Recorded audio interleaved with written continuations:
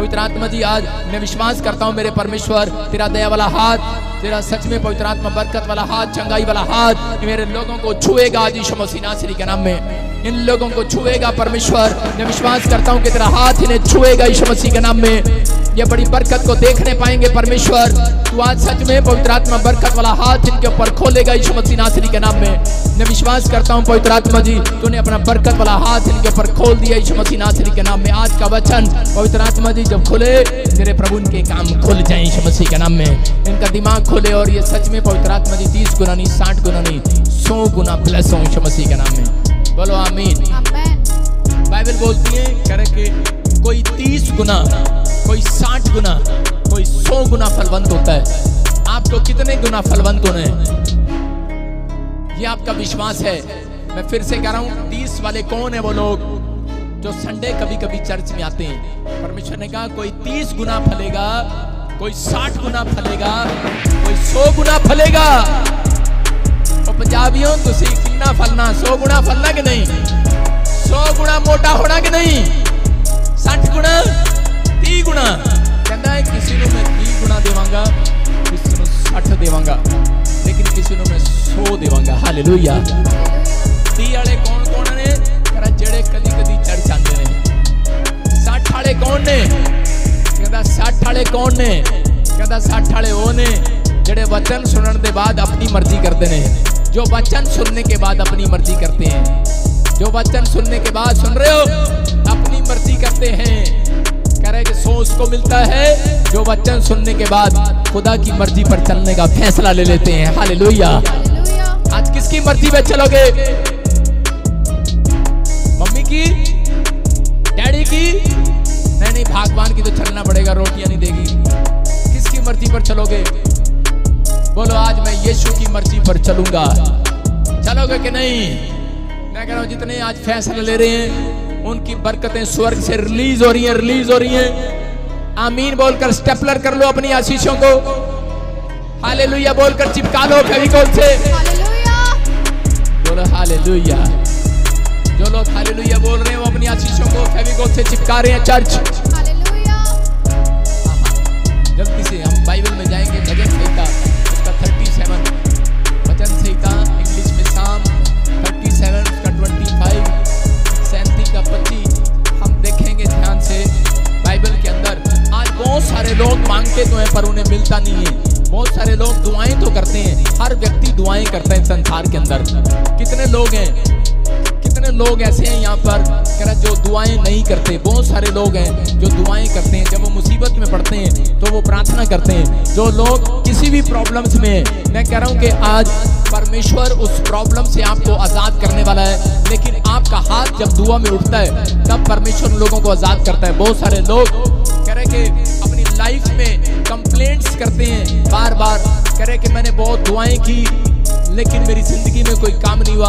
आज कर्जा है, आर्थिक तंगी है, लेकिन बाइबल क्या बोलती है? विश्वास दिला रही है बाइबल। कह रही है कि मैंने, बाइबल बोलती है, दाऊद को बोलता है, कह रहा भजन संहिता में लिखा कि मैंने लड़कपन से लेकर बुढ़ापे तक देखता आया हूँ, परंतु ना तो कभी धर्मी को त्यागा हुआ और ना उसके वंश को टुकड़े मांगता देखा है। हालेलुया। कौन बोल रहा है ये? कह रहा दाऊद बोल रहा है। कह रहा मैंने, कह रहा कि एक भी जन को टुकड़े मांगता नहीं देखा। इसका मतलब क्या है? अगर आप सही प्लेस पर, 4 चीजें, अगर किसी को उधार मांगना पड़ता है मसीह में आने के बाद भी, मैं कह रहा हूँ शर्म की बात है। मैं उन लोगों के लिए बोल रहा हूँ, चाहे मुझे ऑनलाइन चर्च में कोई भी सुन रहा हो, आपको अगर उधार मांगना पड़ता है, परमेश्वर ने कहा मैं तुम्हें उधार देने वाला बनाऊंगा, देने वाला, लेने वाला नहीं। याद रखना यशाया की पुस्तक में लिखा तुम उधार देने वाले बनोगे। और आज से मैं उस अनॉइंटिंग को छोड़ता हूं जो वचन को सुन रहे हैं कि उनके पास इतना होगा, इतना होगा, तुम रख रख के भूल जाओगे कहां रखा है। विश्वास कर रहे हो कि नहीं? मैं तुम्हें लालच की बात नहीं दे रहा हूं। अगर तुम वचन को सही ढंग से पकड़ोगे और इस सीक्रेट को समझोगे जो मैं आज सिखा रहा हूं, तो परमेश्वर आज से तुम्हें लेने वाला नहीं, देने वाला बना रहा है। ब्लेस करता हूं यीशु मसीह के नाम में। बोलो हालेलुया। सारे बोलो हालेलुया। लोग पाप की बातें जानते हैं, पाप की बातें। कह रहा बाइबल बोलती है, कह रहा कि जब पाप को इंसान छोड़ता है तो वो देने वाला बनता है, लेकिन कुछ लोग लेने वाले हैं आज भी, आपको समझना है। कुछ लोग जानते हैं फूंक मारने का मतलब, नहीं जानते। एक लड़का ऐसे कोठे पे चढ़ के सामने वाली पड़ोसन को ऐसे कर रहा था, और उसके बाद उसकी माँ ने देख लिया, बीच में आप समझ रहे हो। लेकिन यहाँ पर मैं ये वाली फूंक नहीं मार रहा हूँ, मैं ये अनॉइंटिंग वाली फूंक है, सामर्थ वाली फूंक है, सामर्थ वाला आशीष है कि अगर आप रिसीव कर रहे हो, मैं कह रहा हूँ कि वो पाप के लिए लोगों को रिसीव करना आता है। अपने हाथों को उठाओ और रिसीव करो, आशीष को रिसीव करो यीशु मसीह के नाम में। बोलो अगले सेकंड में आशीष मेरी याद यीशु मसीह के नाम में है कि नहीं। आप कर्म बिना विश्वास अधूरा है। जब तक आप एक्शन नहीं करते प्रॉफिट के साथ, तब तक आप कुछ नहीं पा सकते। अलीशा के पास जब नामान आया तो उसने एक्शन भी किया, जो उसने कहा उसने वो किया, तब वो चंगा हुआ। उसने कहा जा पानी में 7 बार डुबकी ले ले, उसने जाकर एक्शन किया वहां पर और वो चंगा हो गया। मैं कह रहा हूँ कि आज जो लोग इस बात को सीख रहे हैं, जो लोग समझ रहे हैं, मैं कह रहा हूँ कि आज आप कर्जे से बिल्कुल आजाद हो जाओगे। जिसके काम बंद पड़े हैं आज उनके खुलेंगे यीशु मसीह के नाम में। मैंने देखा कि बहुत बार प्रार्थना करने वाला भी, सपोदेशक की किताब बोलती है, कह रहा सब कुछ व्यर्थ है, सब कुछ व्यर्थ है। कह रहे प्रार्थना करने वाला भी रो रहा है, नाक प्रार्थना करने वाला भी रो रहा है। कह रहा दुनिया में आया है, जाएगा भी। कह रहा इस दुनिया में कमा रहा है, फिर भी रो रहा है, फिर भी शांति नहीं है। कह रहा सब कुछ व्यर्थ है। लेकिन कह रहा है कि इस बात को समझना है, कह रहा है कि अगर आज आप जब तक इस धरती पर रहोगे, अगर आप वचन के साथ चलोगे, तो आप शांति को देखोगे अपने जीवन में यीशु मसीह के नाम में।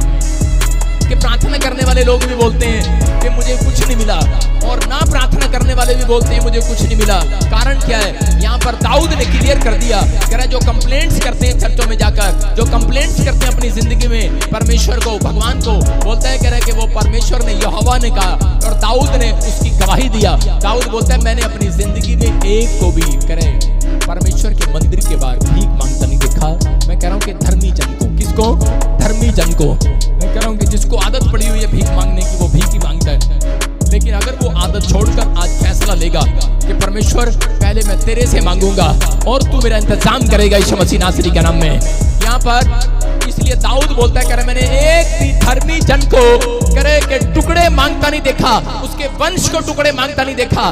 धर्मी बनना सीखो। बाइबल बोल रही है, कह रहा है कि कौन है वो धर्मी? कह रहा है जिनको पवित्र आत्मा प्यार करता है। कह रहा है कि वो लोग, कह रहा है कि जो ये 4 सीक्रेट अपनी जिंदगी में अपना लेंगे। कह रहा है कि पहला, कह रहा है कनेक्ट रहेंगे परमेश्वर के साथ, बाइबल के साथ कनेक्ट रहना है आपको। नंबर 1 कह रहा है कनेक्ट रहना है। वो 4 चीजें मैं आपको दिखा रहा हूँ, स्क्रीन पर आप लिख सकते हैं। कह रहा है कि दूसरा, कह रहा है यहाँ पर क्लियर लिखा, कह रहा है धर्मी के साथ जुड़ने से, लिख लो आप अपनी डायरी में, अपने दिमाग में, धर्मी के साथ जुड़ने से।